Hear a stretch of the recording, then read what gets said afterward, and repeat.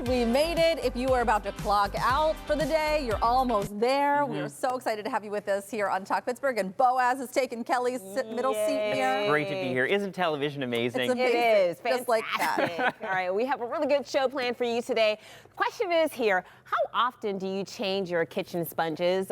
What about your toothbrushes? Odd-numbered years. That's when I do it, yeah. It's a great way to keep track. But I'm going to tell you what you're keeping and holding on to for much too long in a Mikey Minute. Right. Yeah. It'll be really good. I think eye-opening for some Yes. people. And while we're talking about household items, let's talk storage. We are heading to Don's Appliances to check out the latest fridge tech. Let me tell you, we're going to give you some pointers on where you should be storing things. Okay. But we also explored some of the things that I can't afford. Oh. Because it's fun. There are yes. some things on the market right now that will blow your mind. Like an in-fridge pizza oven? It's one of those things where you're like, one day. Yeah. One day I'll be able to get to. One day. wait. It's like goals. It's goals, these fridges. You got to have your dream fridge. You I'm do. telling you. I didn't know I needed one, but now I do. Oh, you do. Well, I want to talk about travel, and specifically Love the it. Pittsburgh airport, which has been, under construction for a while. We're all excited about it, but I was reading about it recently, and one thing that's wild is that in 1992, when the last terminal was built, it was still a U.S. Airways hub. And so at that point, 80% of passengers who were coming to the airport were just connecting through Pittsburgh. Right. And now, only 5% of people are connecting, 95% of people, which is why it makes sense, because most people didn't even have to take that train. 80% of people at the airport didn't even have to take the train. Well, wait, and did the U.S. Airways hub move to Chicago? Is that where it is now? Where is it? U.S. Airways doesn't exist. US Oh, yeah, that's right. it They doesn't. don't. They don't I'm exist. thinking United. Oh, Because yeah. I do find that like some of the flights that I take will go to Chicago before you go anywhere else. Oh, yeah. Oh, for sure. Okay, sorry. Keep But going it with your is, facts. it is right, and we're going to talk about that too. But also, 10 years ago, I guess, Pittsburgh only had direct flights to 36 destinations, and today we have them to 61 destinations. Okay. So internationally, you can now go to Cancun, London, Montreal, Toronto, Punta Cana, Dominican Republic, and Iceland. But I thought this might be an opportunity to talk about where would you like to go direct, because it still doesn't go to all the places I want to go. In fact, I can't get back home to Portland, Oregon easily. And it's easier to get to London or Reykjavik than it is to get to Portland, Oregon. You can get there way faster. So that's where you would like a So direct that would flight. be, if I could choose my dream flight to somewhere, my direct flight from Pittsburgh, I would like it to go to Portland, Oregon. Here's Brooke at the look at at you the guys. Portland airport in high COVID season. And there's us in front of Masked Powell's up. Books, which is the largest new and used bookstore in the Get world. out. Yeah. Well, what I wouldn't give to explore in there is, I think that we've talked about Portland's airport before, because it's usually always rated like #1 airport. they have in the world. trees inside, right? It's just There are trees, they're food carts, that's what I'm trying to say. Yeah. Food cart pods all over, and they have like real Portland restaurants, have little locations there, and it's so good. Don't they occasionally have like a therapy? Is it a goat or something that comes There's through? a therapy llama, yeah. A llama. You see that therapy llama all I over miss Portland. the llama. When I went to Portland, I had the best time. It's the most, it's fun. Yeah. It's kind of weird and quirky weird. at the same time. But it was a good time. There was a lot of good shopping downtown, and everything was green, and the food was really fresh. It's amazing. Yeah. You can be on the Oregon coast in an hour from Portland. You can be in the mountains in an hour. Like, Portland's Love great. that. Yeah. For me, speaking of airlines that no longer exist, with my Yeah. confusion with U.S. Airways and United, but we went to Hawaii nonstop via Continental Airlines. Oh, wow. From, do you remember Continental? Yeah. We flew from Brooklyn, from New York, one of the New York airports. Get a private plane, I get it. No, Yeah. no. We were living in Brooklyn at the time, and we flew direct from Wow. New York City all the way Wow. to Hawaii. How long was that flight? It was long, and it was a bigger plane, so I was middle seat, of course. For 9, I think For it's sure. 9 hours one way, 11 coming back the other way, or whichever way the jet stream Sure. makes Yes. it faster, slower, all that stuff. Is Ron or Mary here to explain that? I know, Okay, the jet all right. stream explanation. But it was, oh gosh, what I wouldn't give to go back to Hawaii. But one of the things is we're so far away Yeah. that it would probably, for us, take like 3 flights, 4 flights to get Well, there. and it's interesting you say that, because in this article on the Trib I just read, every major U.S. airline now flies to Pittsburgh except for Hawaiian Airlines. Get out! That's the only one. We have Alaska Airlines flies to Pittsburgh. Oh my God. Yeah. but not Yeah. Hawaiian Airlines. Hawaiian. We got to get on I it. would love to go to Hawaii. I've never been before, so that's on my bucket magical. list. Yeah. For me, it would be Jamaica. We went to Jamaica, Jordan and I, a couple of years ago, and had the best time. The amount of Jamaican beef patties we ate was just... It's a little embarrassing, but it was so good. It was beautiful. Just the culture, That's the so fun. picturesque. We went to the club. Is that a Jamaican beef patty? That's the I mean, yes. And the grease that is on that brown paper bag. Oh boy, but it was wonderful. So we always talk about how we would like to go back. Yeah. But Did you eat any breadfruit there? I've always wanted to have breadfruit, and they have it in the breadfruit, Caribbean no, and Jamaica. no. It's been I've a been long curious about it. time since we've done like an all-inclusive, go somewhere, just Frankie and I for a week. I mean, it's been a long time. Yeah. Well, this is Somehow, what's so amazing is that you don't get hungover. Why is that? I don't understand why you're on vacation, how you can drink all day. You can. Still be fine the I think next your day. body's I just don't know like, if it's that okay. works for me, Yeah. but It doesn't work for. I don't know what it is. Is it the air? I don't know. I The think air it's is a different. superpower you have. Maybe. Yeah. I know we're talking a lot about travel here, but there are people who are starting to travel by train. Now, this industry has grown substantially in the past year or so. The Economist, they wrote about this. Now, people, they typically want to get someplace, and I'm not speaking for everyone, but they don't want the hassle of the airport or busy highways. So in 2024, more than 26 million people, they traveled by train. So this is up by 7%, which is a huge surge for the industry. Now, Amtrak, they are on record to have the highest amount of travelers since its inception 54 years ago. Now, TikTok is really making travel popular among younger generations. They're doing a lot of advertising there. There are more frequent flights between, or train trips between New York and DC, excuse me. And also they're using clever pricing on social media to really bring in people. So I've never traveled on a train before. What? Never. And I've never even been into our Amtrak station. I know where it is. Well, there's not much to see in our Amtrak station. I've gotten on a train at that Amtrak station, and it is just a room. Yeah. I mean, they used to have that whole, building used to be the train station, and now it's just sort of a little basement room. When I think about traveling by train, for me, it's not the commuter trains. Like, I'm not thinking like, because I know a lot of people will travel from Philadelphia to New York City, or these like from city to city if you're doing it for work, and maybe it's an hour instead of driving, and it would take an hour and a half. Yeah. So I know a lot of people do that, and I know that it's very popular in Europe. I've seen some of the beautiful train rides that you can take, scenic train routes. Yeah. For me, I would do this, but when I think about it, I think about like a beautiful cabin where you can sleep with your family and you can travel by train that way. I have actually heard, and I know that there's probably some families that have done this, that there is a train that you can take, and I think it's from DC, that takes you to Disney. Oh. You can go down to Florida. So some families will do this, and it's a lot longer, but it's not, you're not stuck in the car. Like, at least you have a little bit of flexibility that you can move around. I guess I've traveled a ton. I mean, I've been on tons of Amtrak lines. I've taken the train cross country probably 5 times. Yeah. When I lived in New York and I wasn't in a rush to get back to Portland, I would just take the train, and it would take Wonderful. 3 days. And you'd look out the window, you go through Glacier National Park. You it's can like read a book. beautiful, right? beautiful. And they have like the observation car where it's like all windows. You just sit in there. You can go to sounds the restaurant and get a magical. snack. But I mean, it is really slow, and there are always delays, and there are not many options. There's only like one, like if you want to go from Pittsburgh on a train, there's one train a day going each direction. And it's, Right. Oh, I see. And it's like one of them's at 7 a.m. and one of them's at like 11 p.m. Don't Neither miss of them that are train. at convenient Yeah, time. well, that makes sense though, because we're thinking about traveling to New York at the end of the month, and I said, oh, well, maybe we should try the train. And I looked it up, and it would take us 9 hours to get there. Well, I it's mean, 6.5 if you're driving. True.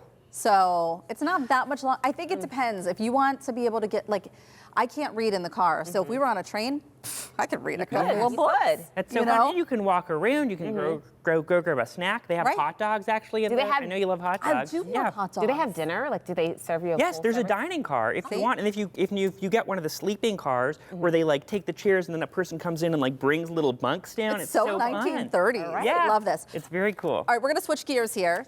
See what Oh, yeah. Train. Switch gears, exactly. Thank you very much. We know how important it is to value ourselves, but we're going to talk about valuing ourselves at work. And I think this can be very difficult for some people to do, especially if you're stuck in a career for a long time, and maybe not even stuck. Maybe you're just there and you like where you are. It can still come to this point where you think, like, what am I bringing to this job, my career? So there's a woman, her name is Molly Tregellis. She is the founder of the Fulfillment Lab, and she says that there's an exercise that you can do to help learn your value. And I'm going to talk a little bit more about this. I kind of did like a little mock, but you're going to write 4 boxes and jot down in those experience, skill, passion, and personality, and then 10 things that you would write about yourself in each quadrant. And if you find yourself struggling, take a listen to what Molly has to say about that. If you get really stuck on one bucket, that's a clue for you about where you're undervaluing yourself and where you need to lift up and start to really think about how you add value. So I thought this was interesting because she says, quite honestly, even if you're looking at this and you think it's daunting, 10 things in each of these, and you think that's overwhelming, she said it's not. You should really be able to think of 20 or more things to put in each category. Yeah. But I think sometimes we have a tough time saying out loud the positive things about ourselves. I know for a lot of women, this comes down to we need to be humble, we need to be likable, and so we find it really difficult to say, I'm really good at this. So I thought this was interesting, and I was wondering if you guys could take a look at this. Is there a box in which you think that you would struggle the most with putting down 10 items? I told you, Boaz, for me, I feel like it would be very hard for me to put down personality because I find for myself that if I say too many things that are good about me and who I am as You are like the most personality-packed person I know. But I It's like you could fill 100, Heather. I think it's so much different for somebody else to tell me these things and Yeah. to receive it as a compliment and then still even feel a little uncomfy about that. Right. And for me to acknowledge these things about myself and feel them to be true. Yeah, that makes a lot of sense. I would pick personality as well, just because I feel like how I think I'm coming off and how people perceive me might be different based on what people really do perceive me as, or the individual person. Yeah. Like you might perceive me Right. one way and you might perceive me another way.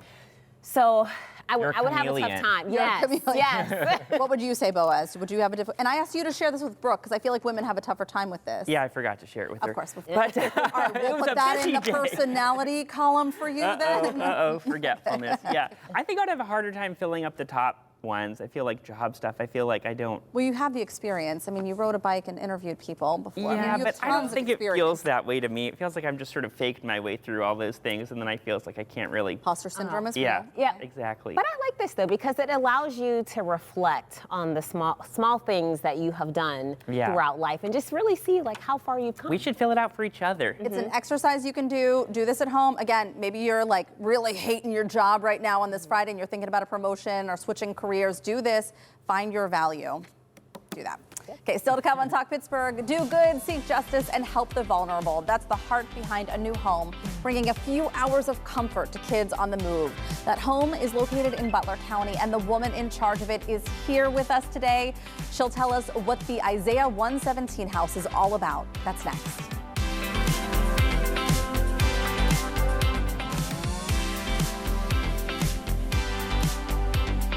Did you know that on any given day, there are more than 14,000 children in foster care here in Pennsylvania?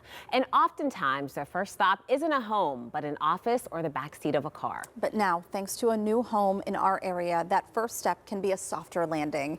It's called the Isaiah 117 house, and it's already changing the way foster care begins for kids in Butler and Lawrence counties. Kate Bushry is helping to bring this heartwarming mission to life.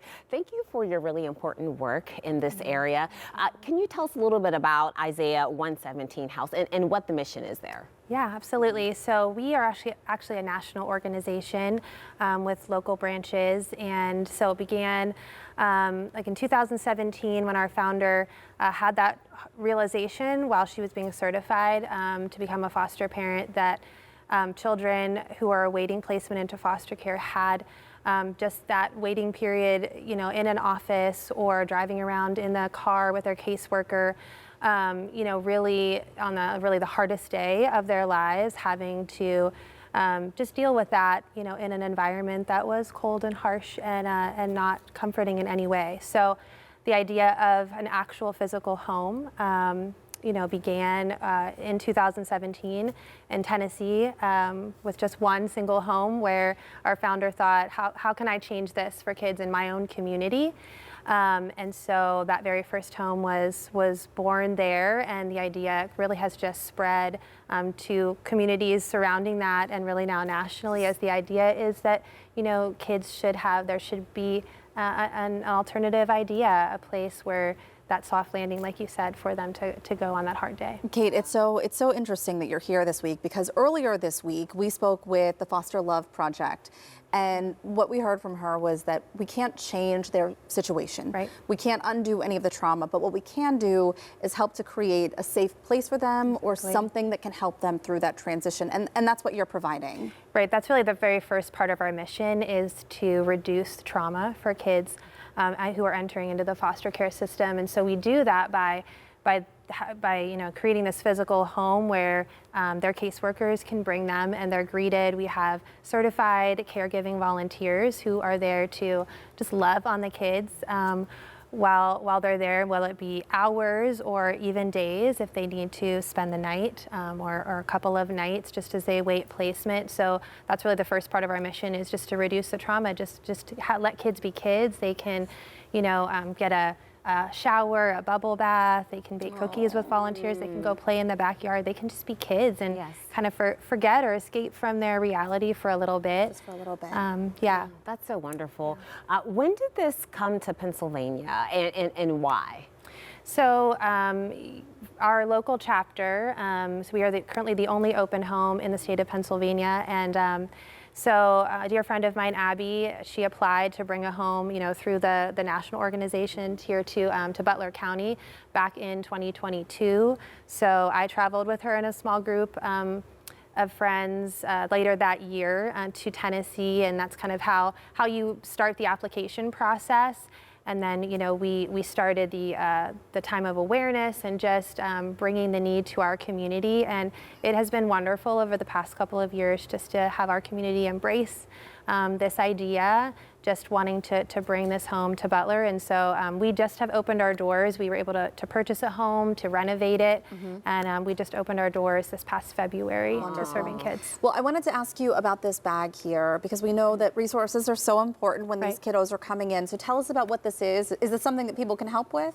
Absolutely. So in our home, we have a giving room space, and so we want every kid, to have the resources. Another part of our mission is to ease that transition for foster families. And so when you're welcoming a child into your home, you're often scrambling to gather all of the necessary items that they need, that you need in your home. So we want to provide, so this is just an example of a resource bag. We pack a bag for every child who enters our home, and really the ones who maybe don't need the physical house but are entering in or transitioning into a placement. We get to pack them a bag of brand new items. We want them to be, again, just full of love and dignity for kids on that day. So that's an example of, and we can also provide just some other resources, whether it be beds or a pack and play or a car seat for foster families who need them. Thank you. You're doing so much good work. Thank you for what you're doing. Thanks for being here today, too. Thanks for having me. There is an event we want to pass along to that's coming up Sunday, October 19th. It's in Evans City, Bluegrass at the Barn Dinner Show. A portion of the proceeds will go to Isaiah 117 House. If you're interested in learning more, especially about Pennsylvania's location in Butler County, you can check out our website, kdka.com/TalkPittsburgh. Well, coming up on Talk Pittsburgh, if your groceries keep going bad too fast, the blame shouldn't necessarily be placed on the food. Find out how you can make your fridge work smarter for you. That's next.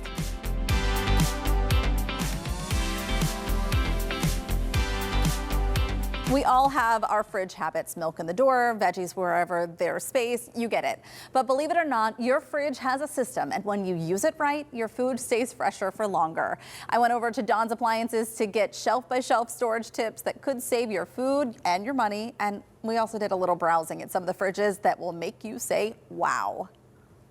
When you are getting a new appliance like a refrigerator, you want to make sure that it's checking all those boxes. And food storage obviously is one of the biggest ones. I'm here with Chef Anthony of Don's Appliances. Hello, Gru. So you're going to tell us how to properly store in something new if you're purchasing a model like this. Like you said, it's a big outtake. I mean, the fridge is kind of the center component. So there's a lot of fun fit and finish and features we talk about in here. So like when we're talking about this fridge, it's a 36 fridge, bigger fridge, but it has these flex areas area to hold like your smaller items. Like, we're gonna keep like a lunchbox here or like your small condiments. So you're not really gonna mess with any of that. But food preservation, food is definitely key. This fridge has dual compressors, so the air isn't trading with the fridge. And also, if we highlight this, we have meat and fish, fruits, vegetables, beverages, and snacks. We unlock this, it's gonna actually use the dedicated setting, but it's gonna add this type of moisture we need too. 1 or 2 drops being high moisture or low moisture, depending on what foods we're putting in. The technology has stepped up in so many ways because I think for so long, we've had these drawers, but making sure they're actually doing what they need to in those drawers. It used to be just a vent that you would go left and right and you'd be like, 50-50, let's, split the difference and figure out where we're gonna go. But, nowadays they have these dedicated settings. They're connected appliances too, so you can monitor on your phone whether you need a water filter, whether the door is open, the temperature, and health service as well. And again, different varying levels of shelving, so you can move things off the shelves anywhere you need to go. If you have something taller, smaller, wherever you need. 100%. They're more convertible now more than ever. Now they have these split rack shelves, whereas like the old fridges were one big thing. So you'd have to really try and balance a huge, 30-inch wide glass piece. So now they're at different stages for your milks, for your snacks, depending on what stage of life you're in, whether, it's 2 single people or, you got a family of 5 in here, it's going to be different. All right, well, I want to go to like the MTV crib style, and we got to preserve this food, so let's step it up a notch. Let's raise our budget. Let's go. Chef Anthony, this is goals, dreams, all of it in one. This is all built-in cabinets. So this is like a panel-ready refrigeration. So we got fridge on one side, freezer on the other, theater lighter, stainless steel interior. I mean, this is like the top of the top on built-in refrigeration. Just, this is like your MTV crib. Here's your pop, Seriously? everything good. But I mean, we're talking, bigger, wider, separate units, ton more space. Backlighting under here, soft closes. I mean, this is like, don't you love it? We talked bucket list earlier on Talk Pittsburgh. This is bucket list for me. And get one of these at one point in my life. And this is no stainless steel, so you're not cleaning fingerprints. Exactly. You know where I am in life. You have this drink fridge too, which is really neat. It has everything. And oh man, did I just see a White Claw? 3 different colors. Look, and this is cool too because it comes all the way out. This is your White Claw. This is your Amstel Lighty, your choice. There you go. There, thanks. Someone's got to work hard behind us. And where'd you get the cookie dough? I took that from the last fridge because I thought, what goes better on a Friday with a White Claw than a bucket of cookie dough? It's a true Friday here at Don's Appliances. So, but I got 2 more to show you. All right, one more bite of this, Thank you. and then we'll go. Yeah, definitely go. If a wood paneled fridge was not your dream come true, maybe this is. Because this is like the big daddy of This fridges. is the 48-inch French. So this is like the largest single refrigerator we can make right now. 48 inches wide, huge. I mean, we can both stand in here. You know what I mean? Let's stand in the we're fridge. in the fridge. You know what I mean? But the key here is this air purifier. and Sub-Zero, is the food preservation. That's a charcoal filtration system that scrubs your air every 30 minutes and really takes the ethanol and like food sensitive gases out of all your fruits, veggies, anything in there. They give you the patented cheat sheet and it's color coded to where you put everything in the fridge. I mean, honestly, refrigerator drawers, refrigerator in the doors, the freezer, they're giving you step by step where to put things. And they're giving you longevity. Like, lemons can last 1 to 6 months on the fridge door. You know what I mean? Depending on how that goes. But I'm going to leave this here. I don't want to break anything. You can leave that there. But I mean, this is great. This is huge amount of real estate for, families, anybody. So. Can we pop over here? Because one last fridge you want to show us. This is one last, and this is a little bit different than everybody else. So, and I showed you this. It has like the lace pattern in the back here. You feel it. They won a lot of designer awards for this. You open it up. This is the obsidian interior. So it's all black. It's LED. Yeah. We have fake stuff in here now, which looks fantastic. But the cool part is it makes all your food pop. And like consensus is everybody finds things quicker in this fridge because of the color. So. This all looks amazing, beautiful stuff, and it's just beautiful. It's just a fun, different way. You think about your normal fridges and how they've upgraded, and the smart technology that they're doing. So. All the shopping worked up an appetite. Where's that cookie dough? Let's go get that cookie dough. Let's go get the cookie dough. It was so fun to see the higher end stuff. I know that I can't afford it, maybe but like I said, goals, really cool stuff. We want to thank Don's for sponsoring today's segment, and we're going to have more information on our website. Still to come on Talk Pittsburgh, forget fur babies, millennials are turning to leaf babies, why Planned Parenthood is blooming into a full-blown lifestyle. That's next.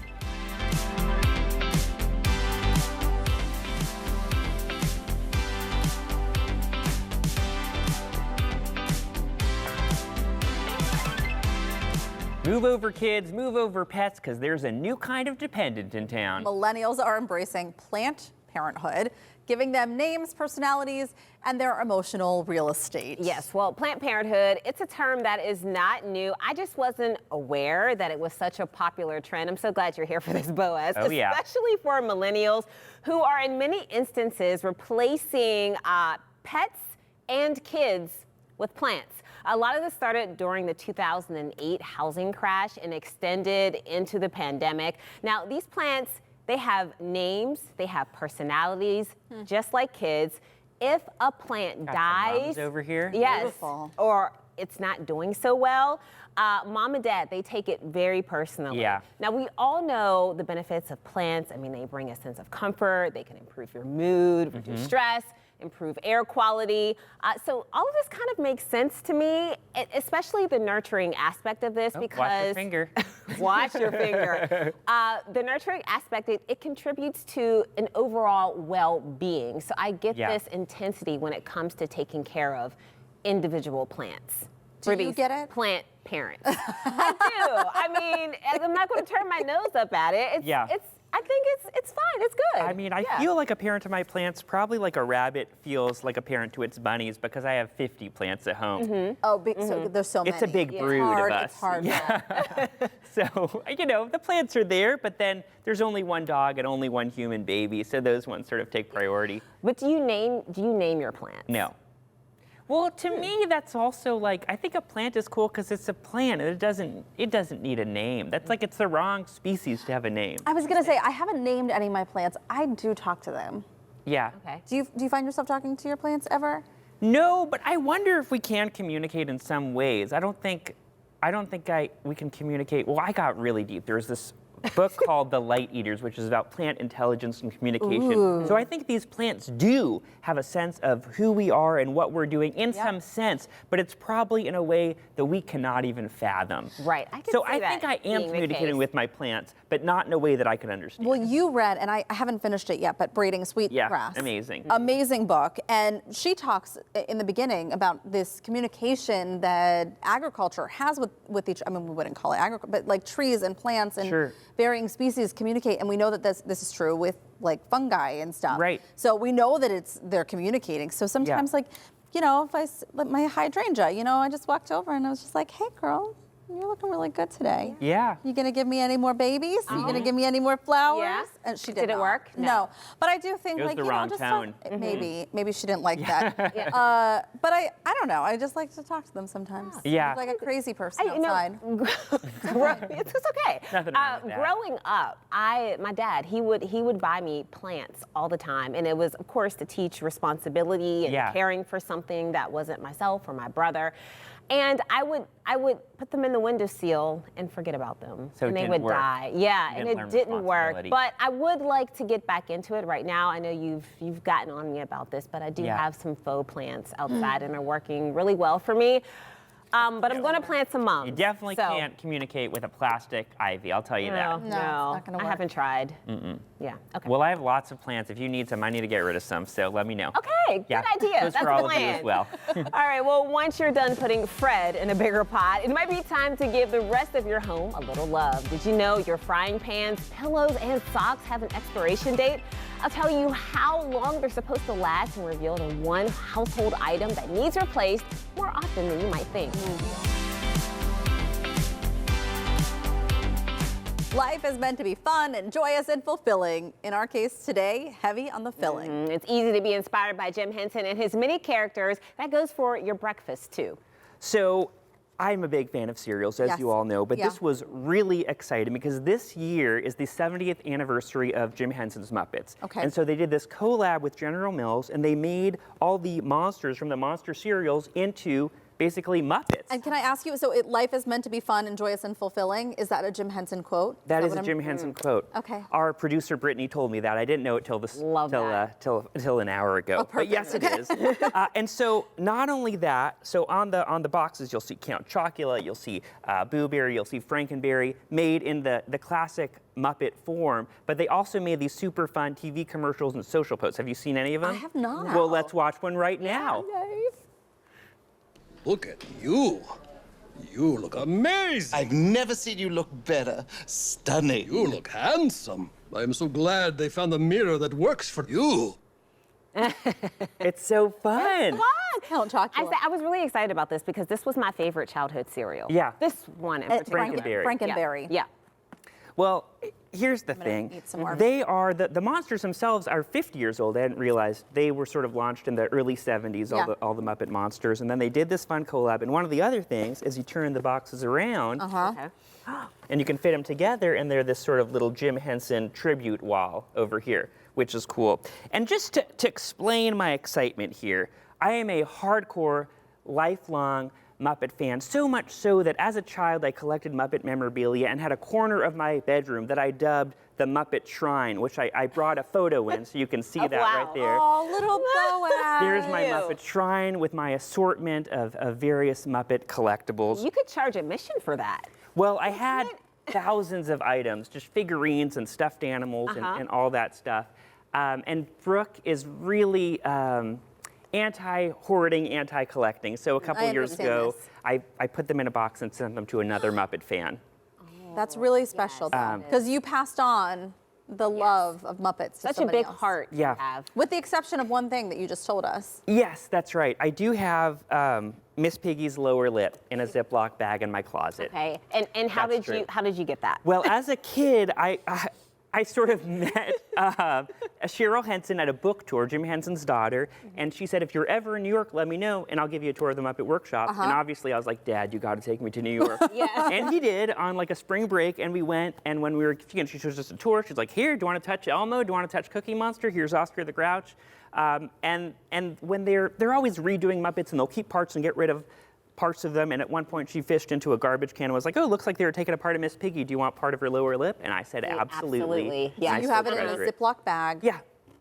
And I did want to take this opportunity because, and I wrote to General Mills already and asked, is Count Chocula available for interviews? They said not at this time. But here we are on television, and I thought just formally, I would like to invite Count Chocula or Boo Berry or Frankenberry to be Any a of them. guest Anyone, yeah. on Talk Pittsburgh. Would love to share their thoughts with our Pittsburgh audience. And I hope that they will consider this because it's just a couple weeks to Halloween. It would mean a lot to have these puppets I would agree. in studio with us. So I imagine that this is a limited time only. Yes. Where were you able to find these? They're at Giant Eagle right now. So you can find them and at I Giant saw Eagle. they're on sale this week too. And I'm telling you, they taste just like the original. There's Do you have a nothing favorite? different. Which one do you like I best? do like the Count Chocula. Yeah. Oh, really? It reminds, I'm a big chocolate cereal fan. Like I like Cocoa Puffs, Yeah. big fan. Yeah. So I like this one a lot. Yeah, and these two, these would be equal for me. I like them both. I think you're going to be taking those home. It seems like you're excited with that. Can I? Yeah, absolutely. Have you introduced them to Logan yet? I have not, but maybe I will now. I am very much regretting the fact that I did not get this picture for on-air purposes of the time that you and I made AI turn us into Muppets. Oh, Do yeah. you remember this yes. picture? Yeah. Very well. I will try and obviously. reshare that today. Yeah. It's the Just perfect day for in it. honor of. This was fun. Still to come on Talk Pittsburgh, we replace food when it goes bad, but what about items around your house? Well, you might be surprised which ones need to go. We'll tell you why some of them may be way past their prime. That's next in a Mikey Minute.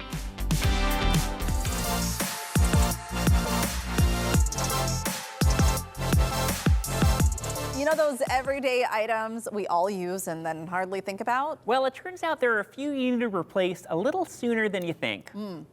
Yeah, and we're gonna ask Mikey some Oh, questions. that's right. Yes, in under a Mikey Minute. Mikey, can you tell us what household items have an expiration date? I sure can. All right, so let's start with your kitchen sponge. You swap it out once per week.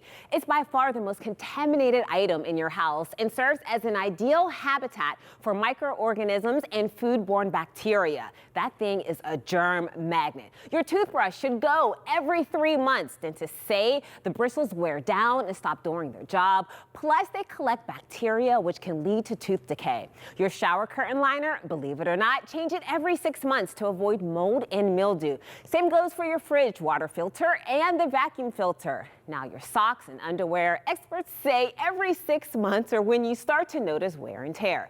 And get this, your pillow should be replaced once a year for proper support and hygiene. Heading back to the kitchen, your frying pan every 3 years or once a nonstick coating starts to break down. Cracks and chips on the surface are signs that it's time for a change, and those chips can get in your food and cause illness.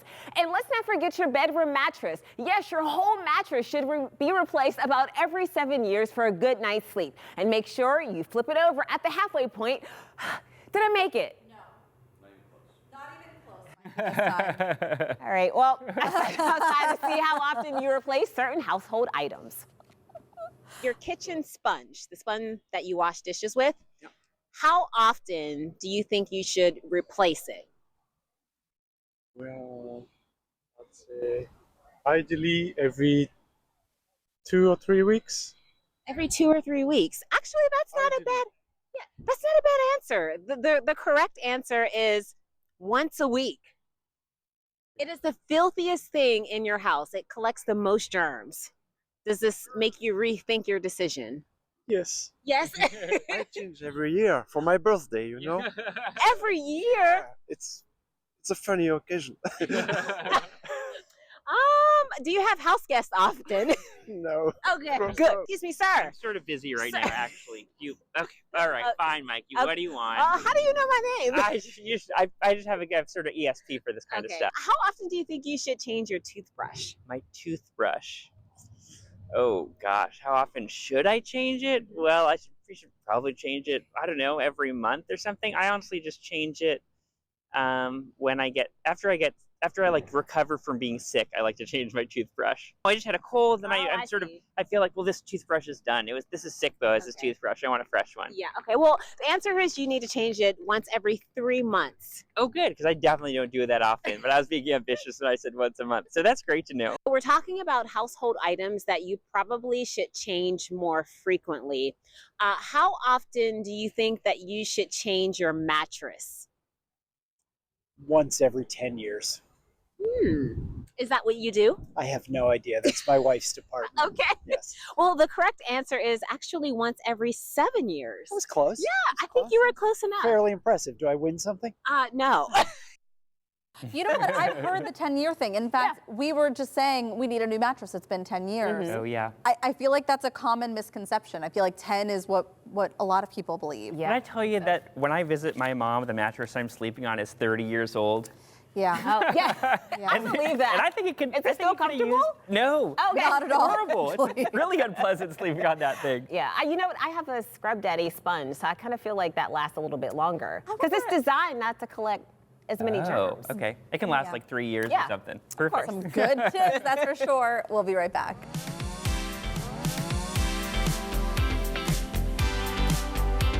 What a great show. And Boaz, it's always a pleasure to have you here in the studio with us. Thanks for letting me come with my cereal. I love when you come with cereal. I do feel like it's been a while since we've had a Cookie Quest. Yeah. I know. We need one. All right. Let's do it next week. You're due. Coming up tomorrow, or Monday rather, on Talk Pittsburgh, we will not be here tomorrow. No. No oven, no problem. Find out how these desserts skip the baking step, but not some truly unforgettable flavors. And come on up to the lab, and I will personally tell you what's on the slab. Yes, it's almost time to do the time warp again. See how I'm preparing to make my double feature debut as the narrator in Pittsburgh CLO's Rocky Horror Show. How exciting. Well, thanks for joining us for Talk Pittsburgh. We will also be streaming on CBS News Pittsburgh tonight at 9. KDKA TV News at 4 starts now.